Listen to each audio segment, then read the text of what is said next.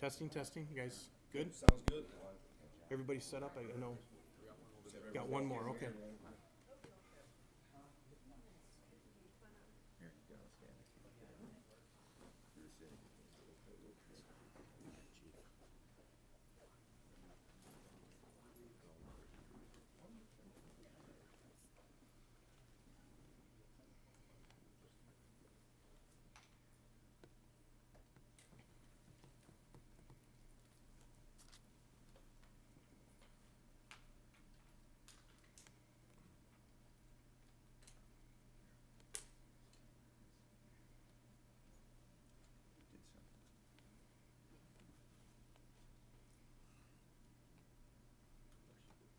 Just waiting on him. That's all.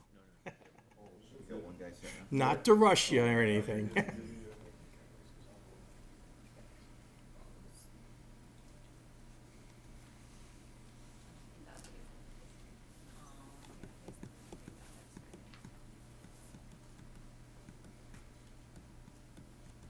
You good?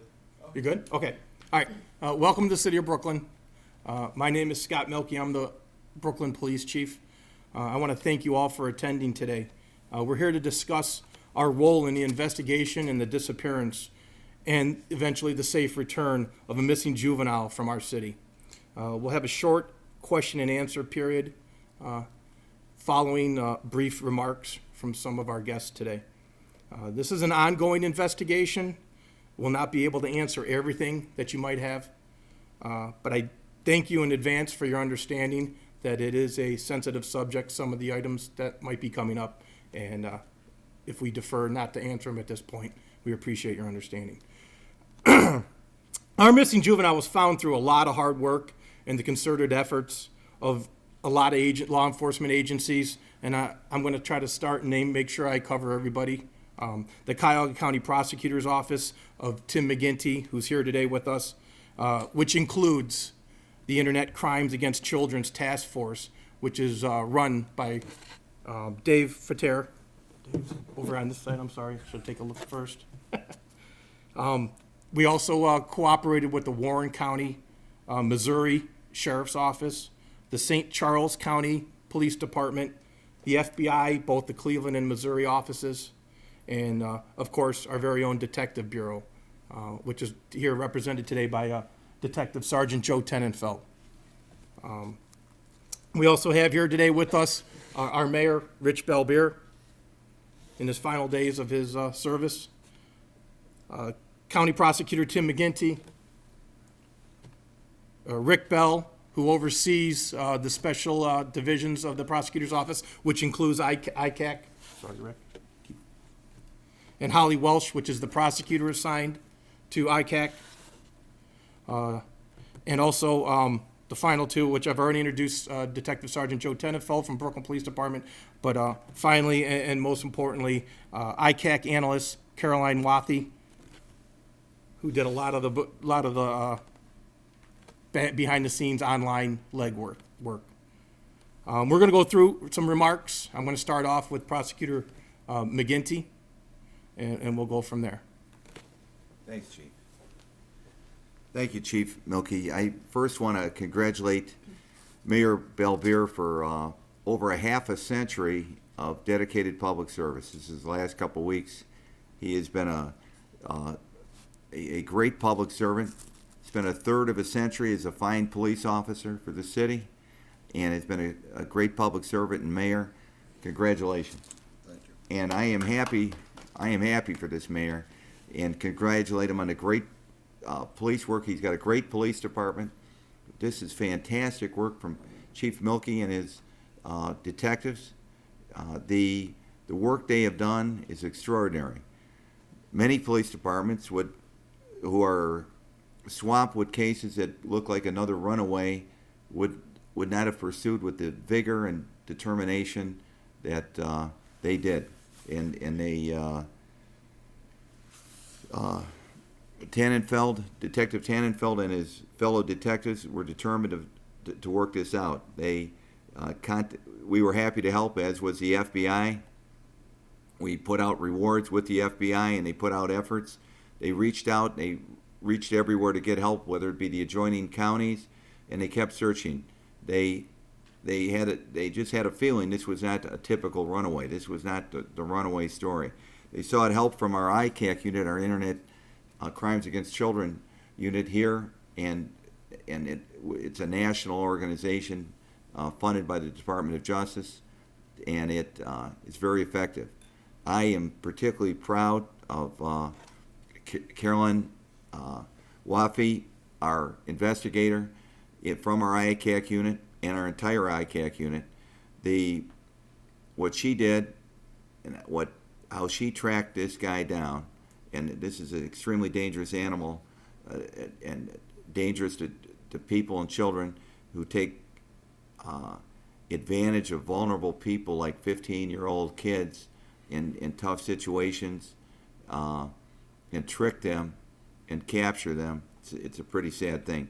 Having prosecuted the Castro case, we've seen all levels of deprivation, all levels of degeneracy, and this guy's right on top.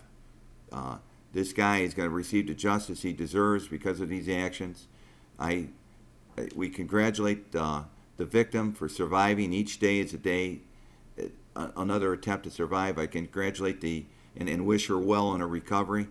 This is 23 days of being captive. That's a long time. That's a lot of crime.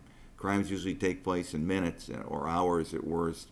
That is a terrorizing situation. You'll hear more about that. And I am so proud of the Brooklyn police, all the law enforcement, the collaboration that they used using the FBI, using the ICAC, using all the instruments available to them to find this young lady and bring her home.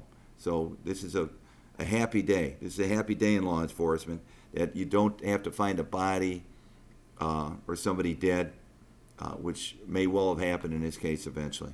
So thank you and congratulations, Mayor and Chief. Thank you.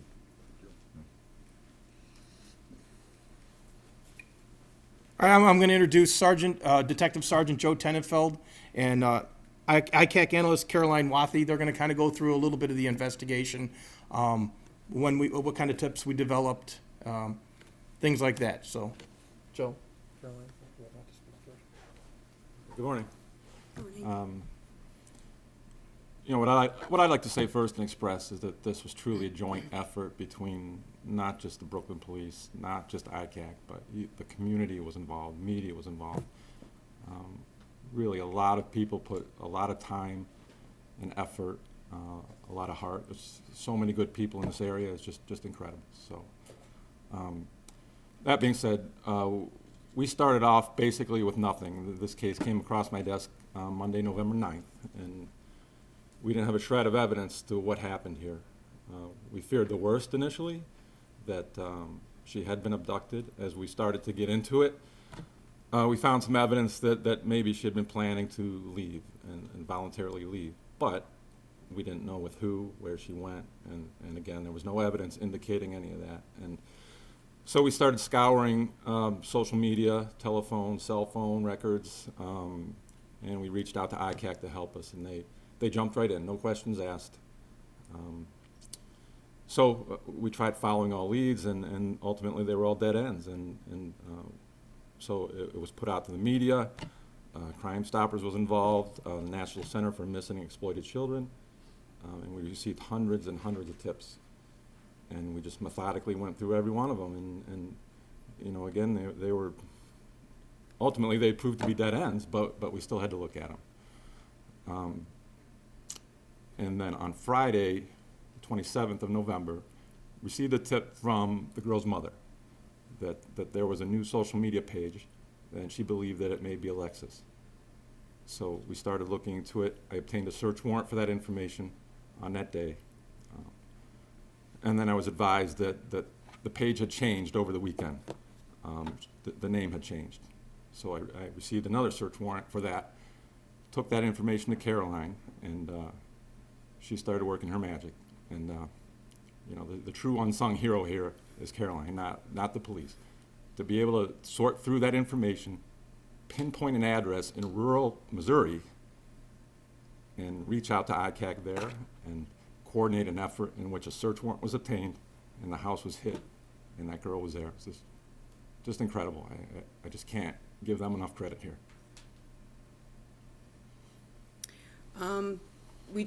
I got involved right away with doing the subpoenas, and that's what we'll do when we are doing any type of case. We'll subpoena all the information that we receive, and a lot of it did turn up to be nothing, and it was dead-end leads on some of the social media pages that we were investigating. And it wasn't until Monday when we did get the new social media page that was discovered that we were able to pinpoint an IP address that did lead to an address in Missouri.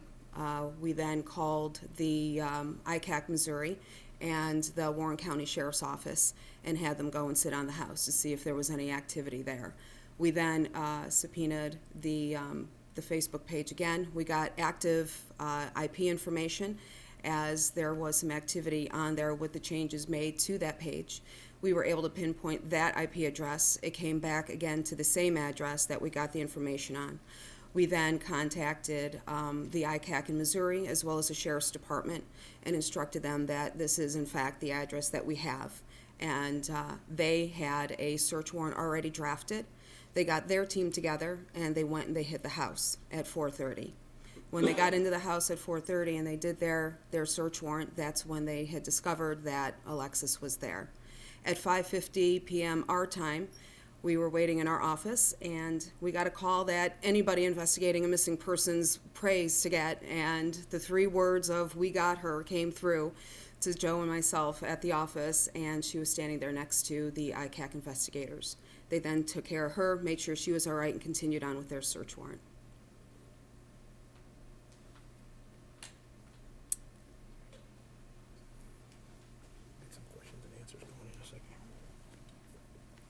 There's a couple notes I want to bring forward before we have a question and answer period with our detectives. The first thing is there was a disappearance, and initial information led us to believe that she left voluntarily. I want to emphasize our department, nor did any other law enforcement agency ever take that as any less than what it was. She left voluntarily. We're still talking about a missing child. Our efforts continued at the same pace as they did before we found that information out. We let that information go because we wanted to indicate to the public how complex the investigation was becoming. We had a number of leads, not only local leads, but leads across the country that went from Maine to Colorado to Texas to Alabama. So that was where the complexity of the investigation led to a wide-reaching across this country. Like Joe said, we had hundreds of tips. Some of them were as bizarre as you can imagine. Some of them, the ones that we deemed credible, we did our background on. But in no way did the fact that she left on her own accord diminish the fact that we had a missing child and we were going full force forward to get her. Again, the tip that led to us to start was on Friday the 27th. Just to indicate we worked that tip all weekend long through subpoenas with Facebook and other avenues until we can develop that on Tuesday was when we were able to grab her. We're going to have a question and answer period with the detectives. Again, I'm going to let you know some of the things they may not be able to answer because of the nature of the investigation, not only down in Missouri, but even here. So. Hey, Chief, really quickly, you said that there was originally talk that maybe she had voluntarily left? The detectives found that out once we started. We treated it just the same, but there was information online and through her friends that she was indicating to them that she was planning on leaving. Again, there was no certain destination. But she got in the car on her own when he came. Correct. Okay. If I may interject there. Although it sounds like she got in the car voluntarily, evidence shows this girl was being groomed by this guy over time through social media. So it's not as simple as she just voluntarily got in. She was groomed to do so. What period of time was that? If we might, this is an education moment too. If I could ask Holly Welsh from our ICAC to talk about travelers and how these people pick children up. They get in voluntarily, but they're vulnerable children.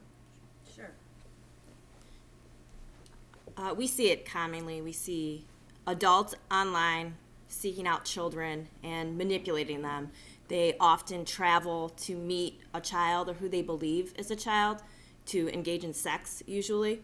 And that's what the detectives here in Brooklyn and our investigators at ICAC are trained to do. They investigate these individuals, they arrest them. So it's not uncommon for a child to go willingly. We have found that someone like a 42-year-old like Chris Schroeder doesn't have to tie a girl up, drag her out kicking and screaming. He can use manipulation and prey on vulnerability like we saw here.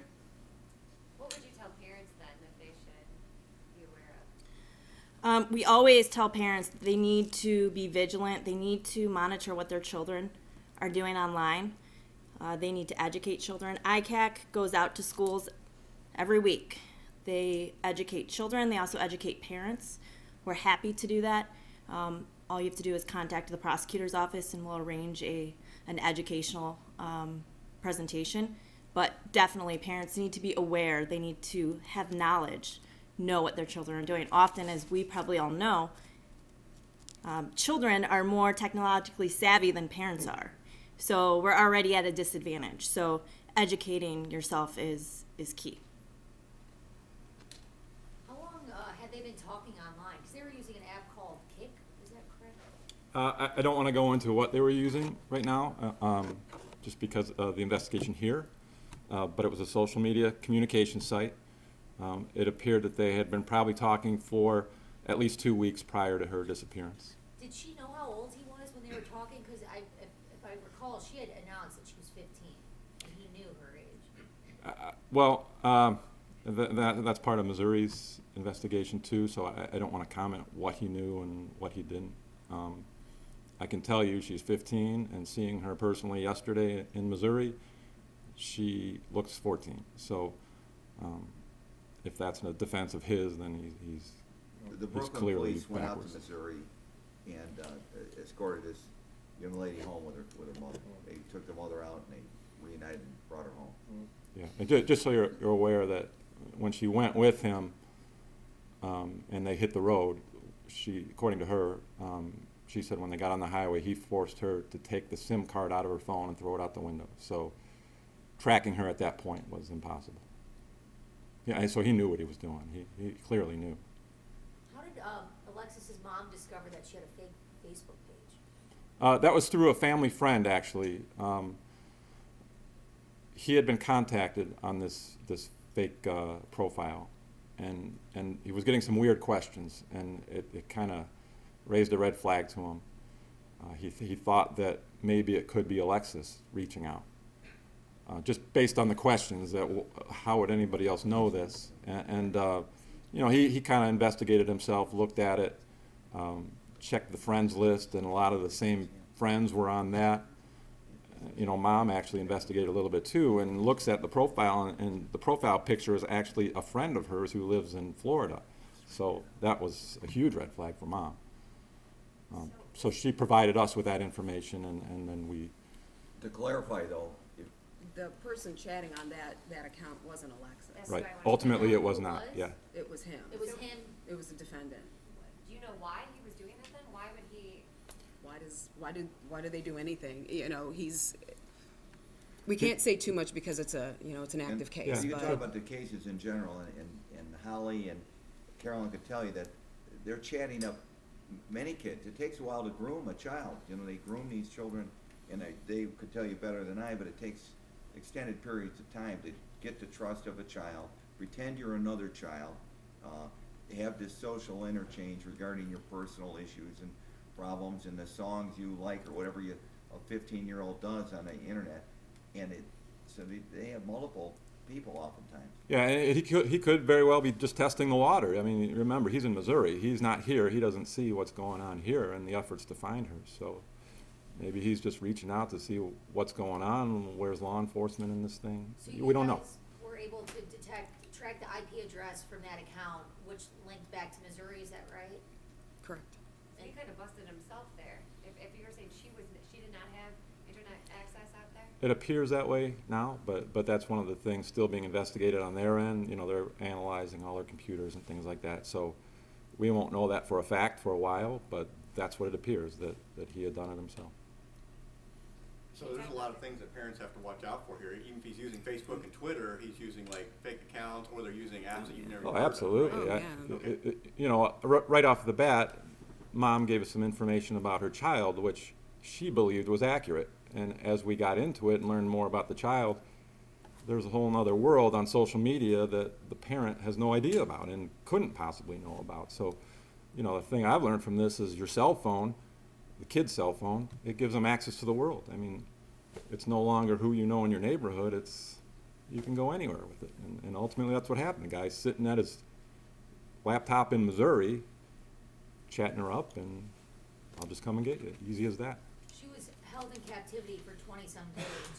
Do we know what his motive was for her? Was he just planning, I mean, do we know what were there other people he was trying to get in the process? Had he done something like this prior? As far as we know, he hasn't had any priors, but again, that's one of the things that they're thoroughly looking at in Missouri. You know, it seems odd that would be his first effort at it, but we don't know that, and I wouldn't want to comment on Is he that. staying out there or is he coming back here? He's out there. He's been charged federally and is looking at local charges as well. So, Can you tell us anything about the conditions she was living in with this guy in Missouri? well, we hadn't seen the house, so I don't want to tell you it was a ratty house or anything like that.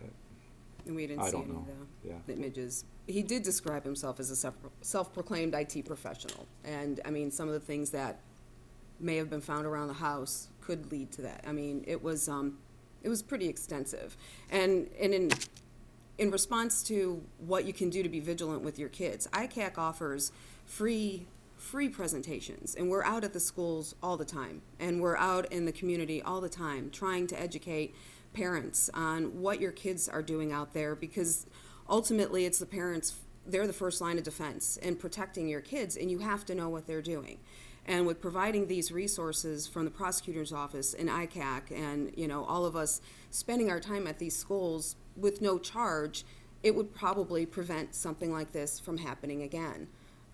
So if, you know, the schools are putting out, you know, these notices that ICAC is going to be there or somebody from the jurisdiction is going to be there to give an internet safety presentation, you know, maybe you should put stuff down and come to that internet safety presentation and see what we're out there trying to tell you, because it's not the same thing year after year. It changes. Everything on the internet changes daily. So what we may have talked about a couple months ago and then we're back at your school or, you know, back in your area talking again, it's because we're bringing new information out there. And it's something that, you know, we enjoy doing. You know, it might lessen our workload, you know, a little bit. Can you elaborate on this needle in the haystack saying that you found a message, you said, I haven't heard her, I don't plan on it, but she keeps crying? Can you elaborate on that? I don't know that we want to go into too much on that part just yet. You know, that was a message that was received through that fake page. So, you know, friends were trying to communicate, you know, just kind of give us something so we know she's all right and things like that. So I think that was some of that back and forth chatter there. But just so you know, too, I don't know if the flavor of this is really accurately portrayed. I mean, this girl was in serious danger out there. I mean, she may have knowingly left initially, but she got herself into something that she hadn't bargained for. And, you know, indications show that had she been out there too long, I mean, who knows what would have happened. And we're just so happy to have brought her home safe. I mean, was he sweet talking her when he said throw the card out the window? I mean, it seems to me like that would have been the first thing. I'm getting out of the car, first stop for gas. Indications were that, yeah, I mean, and Caroline can attest to this, and ICAC as well. They know better than I do. But these type of individuals, I don't think are normally bull in a china shop type people. I mean, they express themselves and seem very caring, and you know. So. It's the grooming. It's luring. You know, they're sweet. They're going to say whatever they can to get the child with them and to trust them and think that they're going to have more fun or a better life wherever they're going. So it's again just you know, being aware of what your kids are doing and talking with your kids. Did the teen have any problems at home that would have made her more open to, you know, predators? Well, I think that I think that she's a 15-year-old with 15-year-old emotions and things like that. You know, I think she had a couple of traumatic sort of experiences, you know, within the past year, not directly associated with her own family, but you know, a couple deaths of people that were close to her. So I think that she was kind of fragile that way. So But nothing indicating that there was a horrible problem at home that she was trying to get away from. One more question.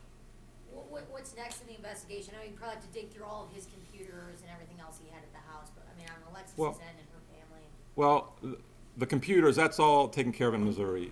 We won't have any hand in that. We'll continue to exchange information with them and assist them as much as we possibly can. We'll give them anything and everything that we have.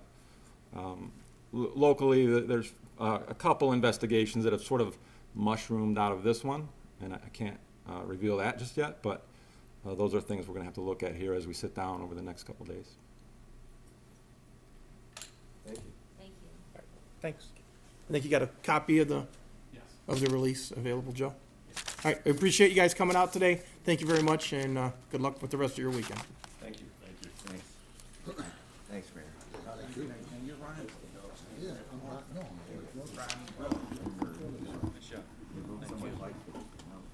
You know, the first thing we ever did, kids